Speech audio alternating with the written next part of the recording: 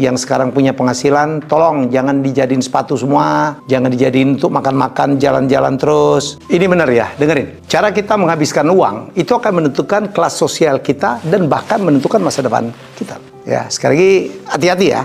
Memang. Dulu saya kan juga miskin sekali. Ya, saya pegawai negeri, gajinya kecil, tetapi ya bukan berarti bahwa uang itu, penghasilan kecil itu membuat kita harus dihabiskan semua untuk konsumtif. Tolong pastikan seberapa kecil penghasilan kita, ada part-part tertentu, bagian-bagian tertentu minimal untuk nabung lah. Supaya untuk jadi pegangan kalau terjadi apa-apa minimal. Nomor 2, dengan kita menabung, apalagi kalau returnnya cukup ya, walaupun Indonesia tidak tinggi-tinggi amat tapi lumayan ya. Di negara lain, wah kalau Anda nabung itu deposito atau apa gitu, returnnya bunganya kecil banget, ada yang minus malah ya. Jadi apa fungsinya nabung? Satu, untuk nahan diri. Nomor 2, supaya kita bisa jaga-jaga kalau terjadi apa-apa kita punya tabungan. Nomor 3 nih, tabungan itu satu saat bisa kita pakai untuk menjadi modal kita berusaha. Kan saya mengatakan bahwa kalau kita, dan banyak pakar mengatakan kalau kita mau kaya, kalau kita mau naik kelas, itu memang mau nggak mau ya, dari kita menjadi pengusaha, menjadi entrepreneur, UKM dan apapun. Mulailah dari yang kecil, silakan. Nggak akan mungkin ya kalau kita menjadi pegawai dan kita akan bisa kaya raya. Orang yang menjadi pegawai dan kaya raya cuma satu tuh, namanya Steve Ballmer. Steve Ballmer tuh iya. Steve Ballmer itu adalah sahabatnya Bill Gates yang sesama pendiri dari perusahaan Microsoft. Nah tapi Steve Ballmer itu pinter. Dia masuk menjadi pegawai dari perusahaan yang sedang akan berkembang ya. Jadi kalau Anda masuk dalam sebuah perusahaan yang established, paling mentok-mentok berapa sih CEO? Tidak akan membuat Anda kaya raya luar biasa. Jadi sekali lagi ya, uang Anda tolong sisihkan untuk menabung. 1, untuk jaga-jaga. Nomor 2, untuk latihan kontrol bahwa kita bisa menahan dari nafsu untuk belanja. Ya, nomor 3 adalah tabungan itu bisa kita gunakan untuk menjadi modal usaha. Nomor 3, investasi.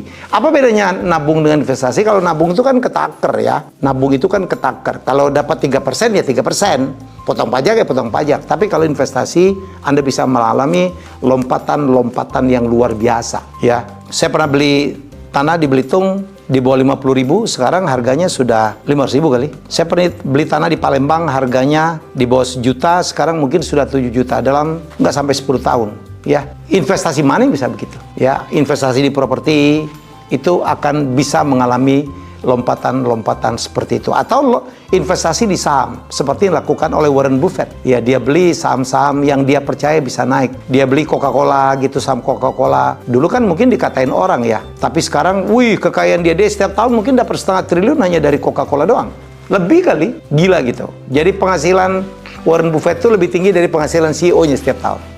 Padahal yang kerja adalah CEO-nya, dia cuma beli sahamnya doang. Ada yang di emas, silakan. Ya, emas itu bisa investasi, bisa tabungan juga sih. Ya, jadi kalau Anda nggak percaya perbankan, Anda bisa menabung emas. Jadi itulah yang saya ingin katakan sekali lagi, cara kita menghasilkan uang di strata ekonomi manapun kita, yaitu akan menentukan kelas hidup kita sama masa depan kita. Termasuk teman-teman ya, para milenial, generasi Alpha gitu, Gen Z, yang sekarang punya penghasilan, tolong jangan dijadiin sepatu semua, jangan dijadiin untuk makan-makan, jalan-jalan terus, jangan habis-habis beli gadget. Boleh, tapi sisihkan ya untuk nabung dan sisihkan untuk investasi. Untuk Anda yang sudah menjadi pengusaha juga, kalau dapat untung, jangan dihabiskan semua, jangan dinikmatin semua. Gulung lagi nih, ya, investasi lagi ke usaha-usaha yang lain supaya uang kita, kekayaan kita bisa berlipat-lipat. Memang nggak gampang sih, ya nggak gampang ya untuk menahan nafsu kadang-kadang. Beli pakaian yang mahal-mahal ngapain sih? Ada yang beli jam sampai 5 miliar, Richard Milles. Untuk apa sih?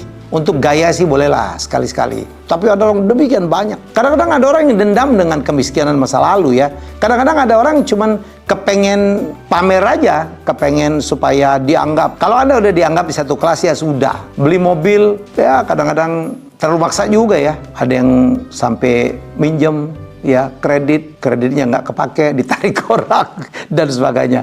Tolong, kalau Anda berhasil, kalau saya lihat ya, orang-orang kaya itu Semuanya sederhana loh. Saya pernah bikin konten, orang kaya tidak sombong, orang sombong tidak kaya.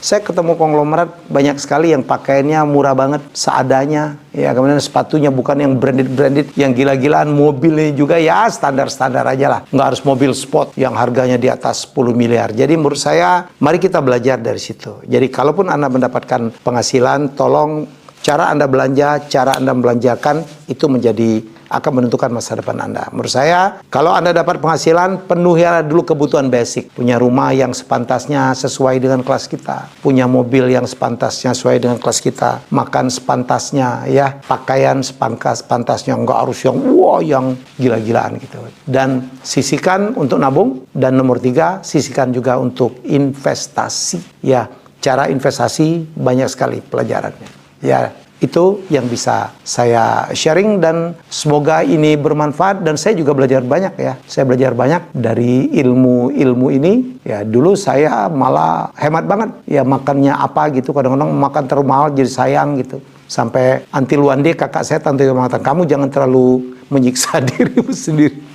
Saya dulu kalau terbang itu ekonomi, wah kalau bisa yang paling murah gitu. Sekarang ulang nikmatin hidup, bener juga ya. Jadi Anda balance, tergantung level Anda di mana. Kalau Anda levelnya udah mencapai level tertentu, silakan, enjoy. Dan Bapak saya mengatakan, jangan terdulu belagak, kata Bapak saya. Waktu kami dulu, dia menginspirasi kami untuk menjadi orang sukses. Jangan terlalu belakang itu, jangan keduluan gaya. Kalau lo nggak mampu beli A, jangan dipaksa. Sehingga apa ngutang-ngutang sampai apa gitu. Jadi hidup ini kan kita harus rileks. Jangan Anda terperangkap, terjerat oleh nafsu, ingin pamer, ingin memuaskan dendam gitu, dan sehingga Anda terperangkap. Sehingga penghasilan Anda itu lebih kecil dari pengeluaran Anda. Selamat mencoba. Saya bersama Bosum ingin mengajak Anda tur belajar ilmu bisnis dari China. Kita bisa misalnya ke pabriknya BYD, kita bisa ke ByteDance, bisa ke Tencent, bisa ke Alibaba.